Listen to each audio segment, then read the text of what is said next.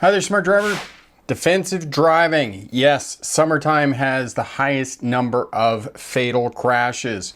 For new and novice drivers, it's the 100 deadliest days. We're going to give you tips, strategies, and information to stay safe and not have a crash this summer. Minimum safe distance. This is the term that I use for the smarter defensive driving model. And as I was talking to you, if you're not near anything, it's less likely that you're going to hit something. And the reason that I use minimum safe distance, think of nuclear bombs, right? You need to be at a minimum safe distance. Otherwise, you're going to be collateral damage, because if you're not near anything, it's less likely that you're going to hit something. And that's where you want to be the lone wolf. You don't want to be near other people. Videos to have a look at: New Drivers Defensive Driving. It's a podcast over at the Smart Drive Test website. And again, that link will be down in the description. Cars and truck crashes. Have a look at this if you want to avoid colliding with semi-trucks on the highway. And again, I come back to defensive driving and the fact that more than 40% of crashes happen at intersections. On-ramps and off-ramps on a freeway, interstate, or motorway are a type of intersection. And you can identify these by the infrastructure, the road signs, the deceleration lanes, the overpass. And then there's going to be an acceleration lane on the other side of the overpass. And there's plenty of room, plenty of time for you to identify this infrastructure, move over to the other lane to give space between your vehicle and the accelerating vehicles out onto the roadway, or slow down a little bit and let the accelerating merging vehicle out onto the roadway. And I had somebody else on the video last week say to me, I don't have to slow down. It's up to the person who's merging. It's their responsibility. Screw you. And I'm like, okay, well, there's the epitome of the definition of social driving, because the number one cause of car crashes is failing to give the right of way. And I'm right, you're wrong. Everybody else needs to change. It's not me. I am a good driver. I wanted to say that to them, but I just left it. I was like, yeah, whatever. Go and have your crash somewhere else. It's not that hard to be proactive on the freeway and identify these places where vehicles are getting out on the roadway. And if you can create space between your vehicle and other vehicles on the roadway, it's going to keep you safe. In addition to that, don't go near big trucks. Stay away from, give plenty of space when you're up behind them, and give plenty of space when you're on their passenger side, because those are the biggest blind areas on a semi truck.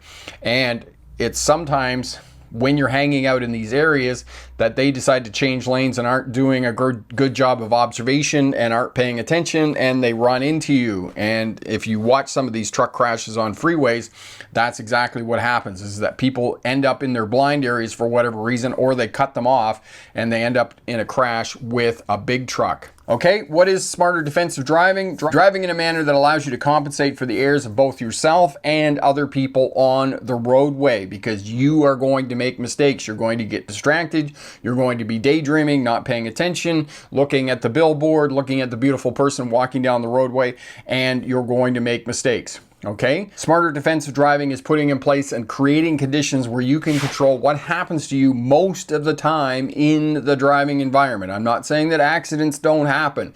They do happen every now and again. But for the most part, many, a very high percentage of traffic crashes are driver error. So, space buys you time buys you options, options prevent crashes. Keep yourself safe on the roadway with the smarter defensive driving model.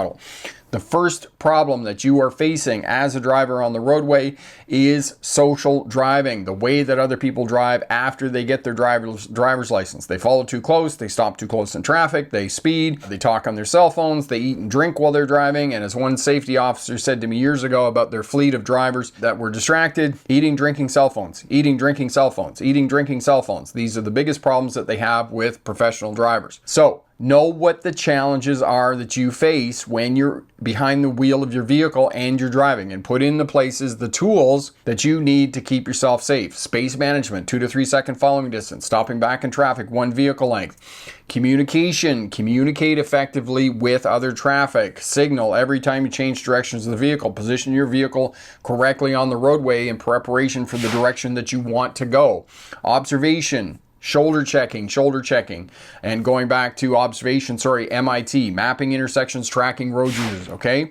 Speed allows you to control space. Space is always number one. It is the prime directive of driving, to use a good old Star Trek analogy there, okay?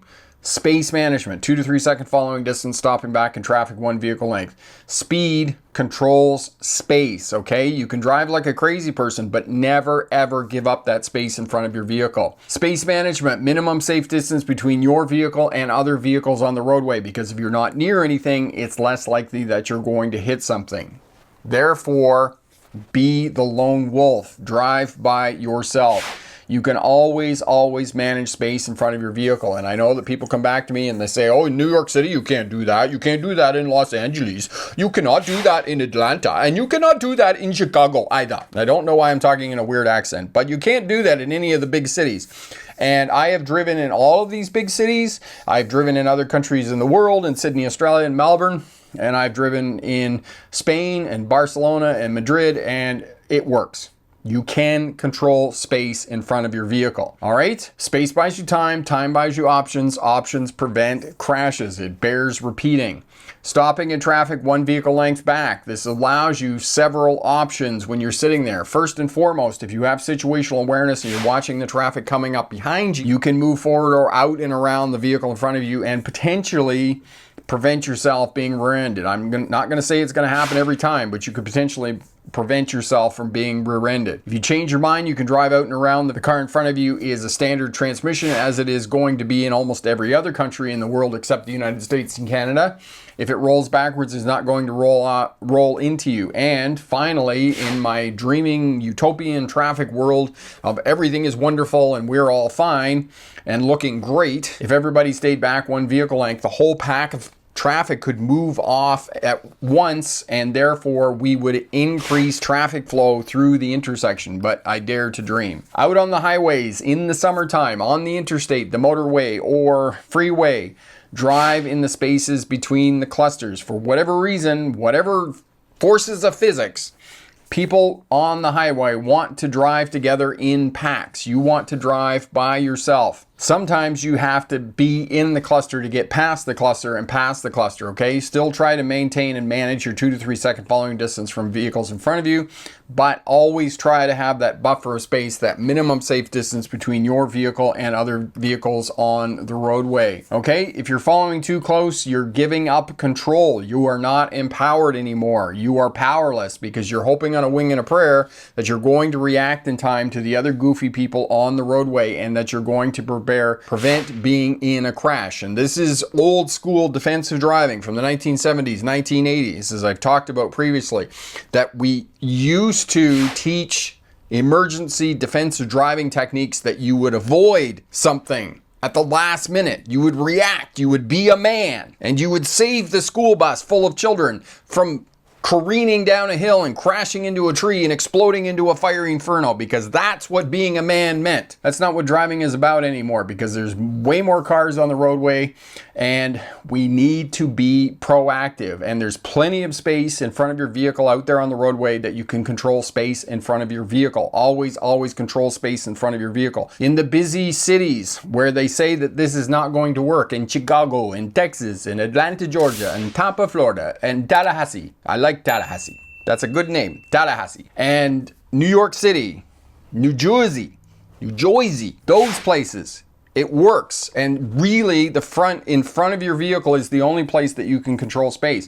And people are going to come back and they're going to say, well, if I leave space there, somebody's going to cut it in front of me. Oh my God. The anger that you should foist upon that person for that violation of taking space in front of your vehicle. They're just awful, terrible people. You should really just chase them down and force them off the road and drag them out of the car and just beat them senseless for taking that space in front of your vehicle. Oh, I digress. So what? Big deal. Whoopee! They took the space in front of your vehicle. Let them go and have their crash somewhere else. Regain the space in front of your vehicle and carry on with your life and have a happy day. Okay? Doesn't matter. We know that driving is emotional. We know that we get upset. Okay? We do. We really do. But we don't need to get upset. People are goofy, okay? They're going to do goofy things on the roadway. Expecting somebody on the roadway to not do something goofy is like going to watch your favorite sports team and expecting the other team not to score. It's not a reality most of the time. All right? So take a breath. Calm awareness, have situational awareness of what's going on your roadway. And okay, if you can have predictable actions according to the rules and the culture of the roadway, you are going to be a safer, smarter driver. Predicting traffic patterns, and in predicting traffic patterns, you can anticipate the actions of individual road users on your roadway. And of course, we're in the summertime. Electric bicycles, scooters, bicycles, cyclists, trucks pulling caravans, motorcycle riders, everybody and everything except of course, horses and horse-drawn, animal-drawn vehicles on our roadways. We got everybody else in the mix. Know that. Look as far down the road as you can. Look for rubberneckers and anything out of the ordinary. Know if you're driving down the roadway and you're heading north and the southbound lanes, there's a police officer with a car pulled over, or there's a crash and there's emergency vehicles and those types of things. Even though it's in the southbound lanes and you're heading northbound, knowing the characteristics of vehicles and road users on our roadway, okay? Summertime. Know that the traffic is going to slow down if there's emergency vehicles on the other side of the roadway. And everybody's going to group up. Pay attention to what you're doing. Keep space in front of your vehicle. Okay? Construction season. Interpret the actions of individual road users looking far down the road, looking at different types of vehicles, looking at the geography of the roadway. Is it going uphill? Is it going downhill? Because if it's going uphill, traffic is going to slow down. If there's changes in lights owing to infrastructure, overpasses, bridges, shady trees, going through forests, and those types of things, that too will slow down traffic. Paying attention to your driving, maintaining minimum space distance between you and other traffic on the roadway. Construction season, zipper merges don't work. And if we want to have a debate, raging, emotional debate, we want to talk about zipper merging and the 25% of people who actually know what it is and actually think that it works because they've been duped by the Minnesota DOT survey that lies and says 40% increase in moving traffic through a bottleneck at a construction zone. Yeah, all the power to you, buddy. Because that's not true. And it was in the bank today. I actually went to see a teller today. You know, like in the old days, like, you know, horse and buggy days, I went to the bank and I actually went and talked to a teller. It was like that. And they had the screen up behind the teller. And of course, the teller went away because they didn't have a simple question. And, you know, I'm watching all the anti-fraud stuff. And it's like, if it's too good to be true, it probably isn't. And it's the same thing with the zipper merge, that we are not going to increase traffic flow through a bottleneck or a choke point by 40%. Okay, it's too good to be true. It doesn't work. You're giving up all your space and hoping on a dream and a prayer that the person beside you is going to let you in, and the person beside you just got knocked out of the sequence, the order, by the big semi truck that 4 cars had to pull in behind it because the semi truck was going to go first and it didn't work out, and they're all upset now. And of course, they're just like gnashing their teeth and driving through the choke point, and there's a school bus on the other side, and they're not paying attention. They run into the school bus. The school bus loses its brake, careens down a hill, crashes into a tree, and everybody dies in a fiery inferno. That's terrible humor. But anyway, we carry on with zipper merging. MIT, mapping intersections, tracking road users. Marion says, what's a teller? Yeah, what's a teller? Yeah, no, they still exist. And the other funny thing about the bank is that, you know, they've done all of these renovations. You go into McDonald's now, and McDonald's looks like a bank, what a bank used to look like. And you go into the bank now, and the bank looks like what McDonald's used to look like. I always think that when I go into the Bank of Montreal now, and I see the waiting area, which I don't go into very much, but they've renovated the whole thing, and I feel like I should sit down, have my legs crossed, be sipping a Mai Tai and talking, you know, waving my hands ferociously in the air and talking something, you know, it's not serious business, financial stuff that we're talking about in the bank or whatnot. Okay, let's get back to defensive driving. Mapping intersections, tracking road users at intersections. Intersections are important to have proper observation and tracking and mapping other people at the intersection. More than 40% of crashes happen at intersections. Where are intersections? There's all kinds of intersections. They're everywhere out there on the roadway. Okay, scan the intersection before arriving. Figure out what kind of an intersection. Is it a simple cross intersection where 2 roads intersect? Is it a Y intersection? Is it a roundabout? What kind of an intersection is it? Freeways, on-ramps, off-ramps. These are intersections. Scan the intersection.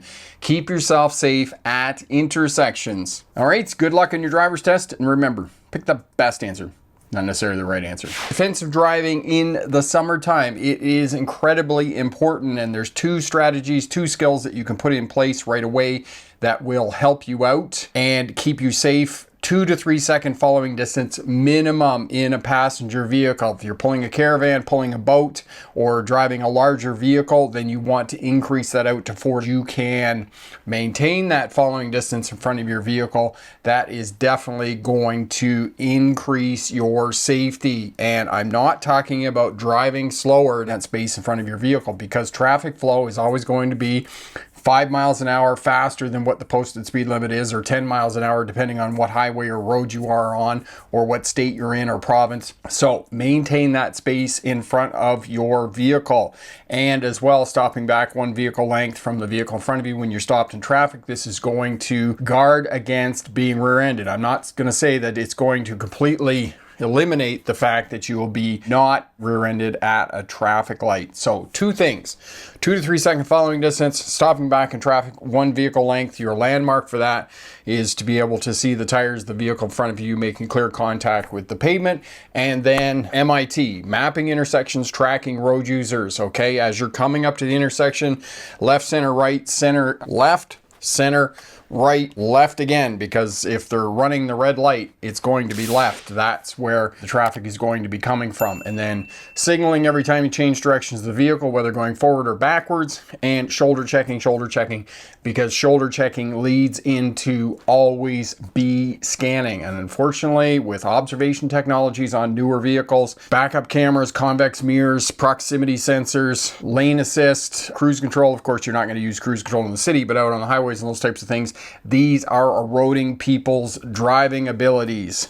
And I was watching a video, I don't know whether this is true or not, but the gentleman bought a brand new 2026 Beamer, and these now have surveillance technologies in them. If you're nodding off or you let go of the steering wheel, it will automatically start braking on you. So if you're in the market for a new vehicle, you might want to reconsider buying something after 2026, because this is something that the government has implemented, that they now have these surveillance technologies. And the vehicle that I rented when I was in Australia 3 years ago now, had the same thing. I was driving down the highway, I literally had 1 finger on the steering wheel, and then the whole seatbelt started to shake, the seat started to shake, the steering wheel was shaking. I'm like, what the heck is going on? And it detected that I didn't have both hands on the steering wheel. And this is the type of observation technology that is in newer vehicles to prevent fatigue. Australia, since I lived there in the early 2000s and up until now, I see it on social media all the time that take a nap, power nap. Fatigue is a huge component of their traffic safety message in that country. I don't know any other country that has as powerful of a fatigue traffic safety message as Australia does. 2 to 3 second following distance, stopping back in traffic 1 vehicle length, map intersections, track road users, looking far down the road, interpreting traffic patterns, anticipating the actions of individual road users, shoulder checking. This will keep you safe on the roadways in the summertime. Calm awareness, air conditioning working. Okay, in the cities, you can roll down your windows, use cruise control out on the highways and freeways and whatnot, but keep yourself safe. All the best, and remember, pick the best answer, not necessarily the right answer. Have a great night. Bye now.